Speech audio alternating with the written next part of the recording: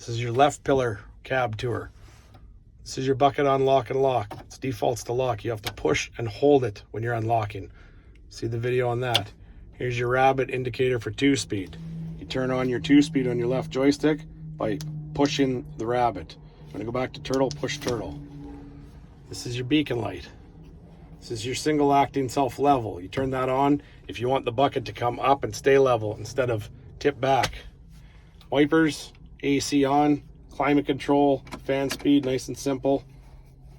Dial for temperature. You need a PowerPoint plug to plug your cell phone in or whatever's there. It's a 12 volt, 15 amp accessory plug, so it can handle quite a bit. If you're not sure what some of the items are, there is a sticker or decal on that pillar. This is your left-hand joystick of the machine. Your high-low rabbit turtle. Trigger on the back side is going to be, oh, I'm going to turn on your accessory all the way, horn. That guy's for horn. All of these are pre-wired to the 14-pin connector on the front. That's that guy right there. So you're going to use those if you're running an attachment and you want to use some auxiliary functions. There's also one wired up on the right-hand stick. If you're not sure what anything on the left-hand stick does, there's a sticker right on the pod that tells you. If you don't like where that thing sits, you can undo these 2 wing handles, slide this down in this track. Okay? You can advance that to wherever you want to be. So get your lap bar down, get your arm nice and comfortable, and get that where it's sitting comfortable. On the left side of your leg, there's a connector. This is Jensen. It has a aux out and a USB plug. That is connected to the radio above you here. So you can pair your phone, you can take your music, run it through there. You can take and make calls here. You got a microphone right here. So that's all going to be connected for hands-free calling. Staying on the left-hand side, we have this handle here. This handle here runs a pin. That pin comes out on the side. You want to raise your loader arms up, put them in service position. When you run that handle, this pin is going to come out and lock into place so that you don't have to worry about using an arm strut. It's on a vertical machine. On a radio machine, they don't use that setup. Radio machine still uses a strut because there's no spot on it where that pin can come out and rest against that linkage. It's entirely different on a vertical machine than on a radio machine. This is your right-hand pillar tour. You have your information display and computer up top, which we'll go through on its own video.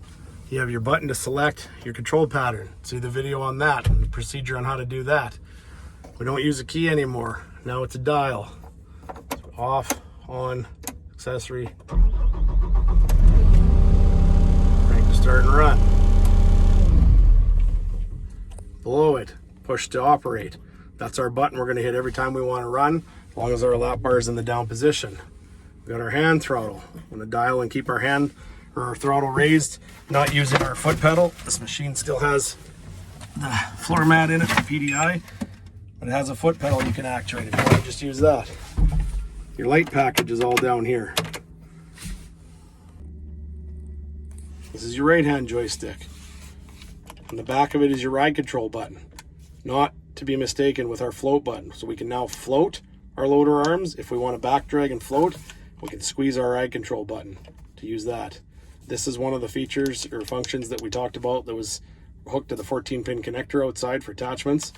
This is our flow for our auxiliaries. If we have an attachment we want to run flow on and keep it on, we can push it to that direction, snap it into the detent, and it's going to stay on. We want it to quit, we're going to break it back to center. Come all the way, it's going to stay there. Break it back. When they're new, the detents are pretty firm. Make sure when you get in the machine, you didn't put it on with your hand or your gloves last time. This is a park brake. This is only to be used if you first put your lap bar down, pressed push to operate, taking control of the machine, and now you're on a slope. And on the slope, the machine's going to want to creep even in a neutral position. You want to stop, pause, say you're using an auger and you're drilling a hole. You press your park brake. Turn it on, drill your hole, release your park brake once you're out of the hole, move forward. Right hand side, right behind the pod, same thing. There's a decal to tell you what every function does. If you're not sure, you don't have to open the book, it's right there. Get your seatbelt receptacle, and then you have your emergency release for your loader arms. So if your machine dies, you can pull that or push that. It's now double acting, it'll work both ways. Right behind you is your washer fill.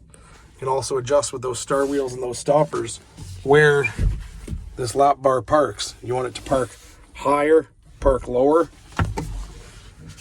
Take the star wheel, undo it, thread the stopper in, put the star wheel back on.